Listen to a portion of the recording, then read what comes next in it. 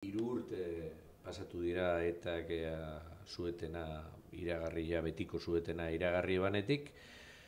Eta ez dago erabakirik hartu izkiluak alde batera izteko eta emoteko.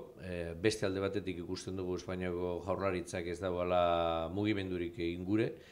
Eta, egoera honetan jarraitzeak baldintzatzen dau egoera politikoa. Azken baten ezkera